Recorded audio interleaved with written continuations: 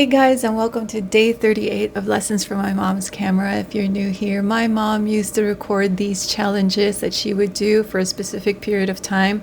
This is the very first cycle. It's 77-day challenge where she would wake up early, take a walk before coffee, breakfast, and checking her phone.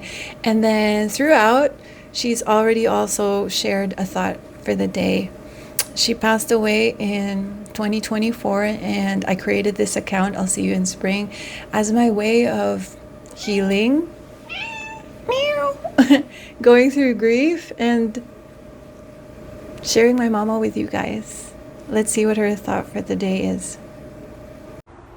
Good morning and welcome to day 38. My gosh, we are so close to the halfway mark for my 77-day challenge. Tomorrow is going to be the 39th day, and that's going to be the halfway mark. Woohoo! And our quote for today is, life is 10% what happens to us and 90% how we react to it. And the person who posted it said it was John Maxwell, but I would swear that I've heard this before, I've read this before, probably Napoleon Hill or more likely Norman Vincent Peale. So for today's quote, I'm not going to credit it to anyone. I'm just going to leave it up there because it's worth leaving on its own. Again, life is 10% what happens to us and 90% how we react to it, how we respond to it. I think about my life and so many nasty things that have happened. I probably have, oh gosh, I've had my share of not good things. Timex, I love the company Timex, and then they closed. They closed on me in 1983. But hey, it's not the end of the world. I ended up finding a really cool job. I jumped from training specialist to human resources development manager because Timex closed. I would never have looked for another job, but hey, company closed. You go look for something else. And then the really ironic thing is I wasn't ready. I jumped to a full department manager position, but I wasn't ready. So guess what happened? It didn't work. So I could have sat there and said, oh, shoosh, this is so bad. I have to leave my job because I didn't do it well. But instead, I took the lessons learned. There were a huge bunch of lessons. I took them all, and I went on and got another job where I was a really good HR officer because I learned from the previous job. There's so many things. So all of us, if we think about it, every single day, there are things that happen to us. Somebody cuts us off on the freeway. Somebody is rude to us. Somebody loses something we own. And so many things. But that doesn't determine how we should react to it. Remember, life is 10% what happens to us, 90% how we react to it. And just to cap today's food for thought, I want to tell you about Nick Vujicic, and I hope I'm pronouncing his name correctly. Nick is easy, Vujicic, not easy. Nick was this guy who was born with no arms and no legs. Figure that. I mean, that's a perfect excuse, a perfect reason to feel negative and, pessimistic about the world. But Google Nick. He is this amazing motivational person, and his tagline is so perfect: no arms, no legs, no limits. Wow. So he took that 10% of what happened to him, and he just had a fabulous 90% reaction to it. He has traveled around the world. He's been motivating people. He's met presidents. He's met kings and queens. And people, you actually see people crying in his audience, just being so inspired by his story. So think about that, or think of your own experiences. And remember, life is 10% what happens to us, 90% how we react to it. On that wonderful food for thought, I'm gonna say good morning, good afternoon, good evening, heading up the hill for my walk, and we'll see you again tomorrow. Ooh. Life is 10% what happens to us and 90% how you respond to it. It makes me think about the small moments every day. Wait, should I do my impromptu first and then talk about my personal reflection? Okay, let's do a practice impromptu. For everyone joining, I've added like my own personal challenge by practicing impromptu speaking.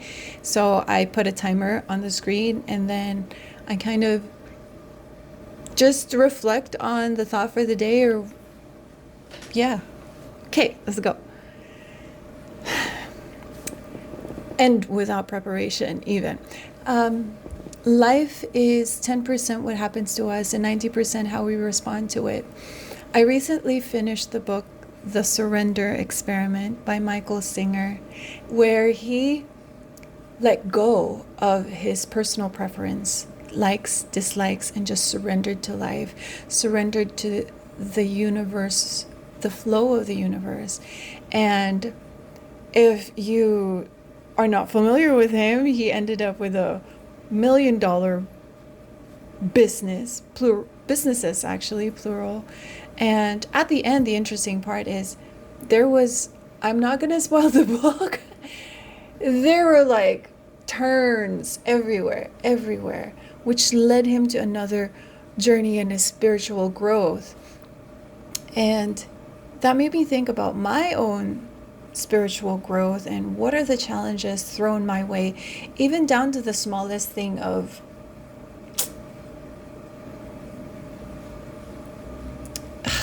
I was gonna say not being able to wake up early because the night before I was still on my phone, still scrolling, and I could easily blame myself or beat myself up for that. But then it's already done. So can you imagine that split-second moment where you wake up, you realize that you're late to the day, and then what? And then making that decision of moving past it, or maybe just being kind to yourself and trusting. That's the big part. Trusting that you'll be okay. I guess that's the big thing for me, and that's what came up with my impromptu speech. I'm also curious if I had enough time to maybe pause and give myself a few minutes to, reflect on the thought for the day, and then maybe write my bullet points and then review it before I speak. But then I guess this is good enough because it challenges me to think literally on my toes.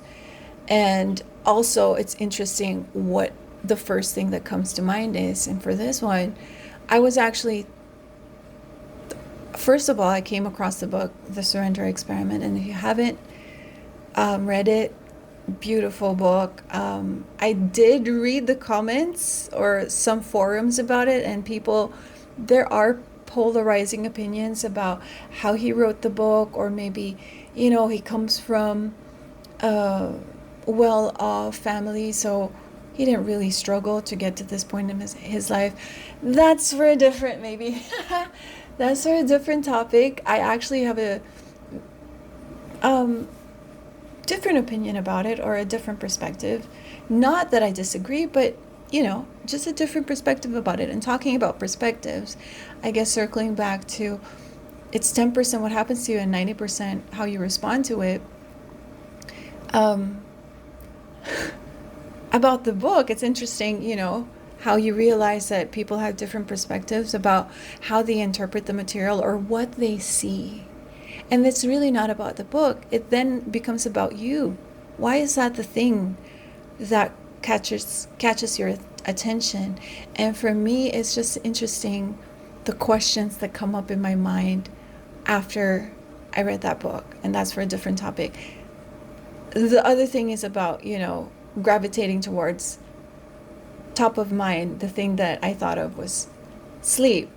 10% of what happens to you. Okay, so let's say in the morning, I realized that, oh, I woke up again at 9:30, 9 a.m. I wanted to wake up earlier so that I was able to do more things. But then if you pause, I think 90% of how I respond to it, and the gift that I can truly give myself, is that moment of pause. And even if 40% of that remaining 90% is given to just pausing, oh, so many things happen in that space that allows you to breathe and make room for your truest self to come up and hear the truth, the voice within. Because when you think about it, maybe the stress actually comes from, negative thought patterns or societal pressure of what should and shouldn't look like, what an ideal day looks like. And then you impose that on your life and then create judgments and assumptions based on that. So that pause, even 40% of my response is a pause. Ooh.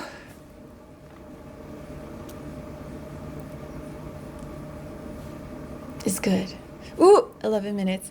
Anyway, guys, I hope today, if you're in the Philippines and whatever time you watch this, I hope you have a good day.